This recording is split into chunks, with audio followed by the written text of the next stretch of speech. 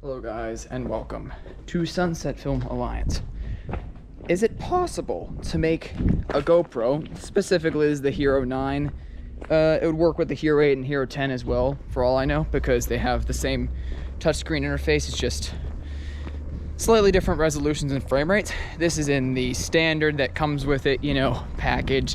1080p 60 is what it starts out as, on wide lens, meaning if I hold my hand straight, move it to the edge, becomes curved, basically. Like, look at the building. Straight, curved. Yeah, so how about let's fix this up and see if we can make it cinematic.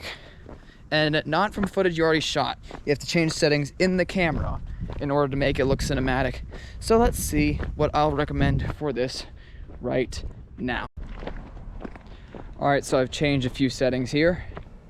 First of all, Hypersmooth can only go to standard in 4K 60. So 4K 60 is the first setting that I did because, you know, GoPro's pretty good for slow motion, but you want the highest resolution.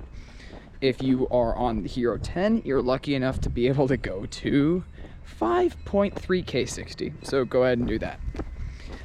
Next is to put the sharpness from high all the way to low. If you're not going to edit, then that is what you're going to want to do. And then you change the FOV to linear. So now straight lines stay straight. Look, ready? Stop sign stays straight. So yeah. Then I changed the color to flat.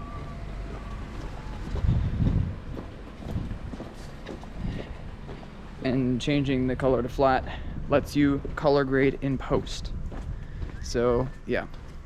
If you plan not to edit your GoPro footage, by all means keep the color in GoPro, but change the sharpening just down to medium, and that will give you the best results for straight out of camera. But for cinematic, I'm doing 4K 60 and linear lens. I think it looks pretty good. And maybe in the editor, adding some grain. What is that? Oh yeah, adding some grain. And then, even better, let's upgrade this just a little bit. Last thing would be to set raw audio to high, and then record. So basically raw audio will give you a nice, amazing audio track. As you can see, the footage looks a lot more muted now, a lot more color gradable. Of course, you still don't get. Jesus Christ, that's loud as shit. Of course, you still don't get any depth of field because that's impossible on a GoPro. But being able to do something like this, just like a slow panning type shot, it's pretty good to look at without the over sharpening. If you plan on not doing slow motion, by all means, on the Hero 9, set it to 5K at 24, because 24 is what most films are shot at. So, yeah. So, let's see if we can get some cinematic footage.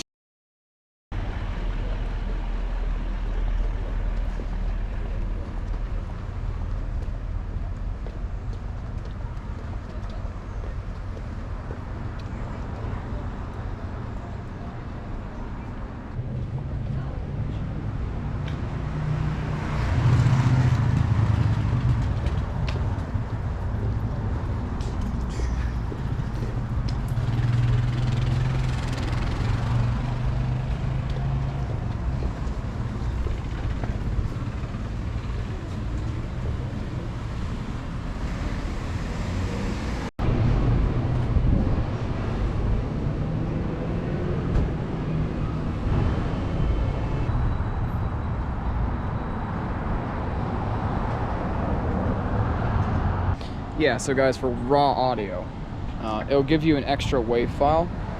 You'll have to sync that up in your editor.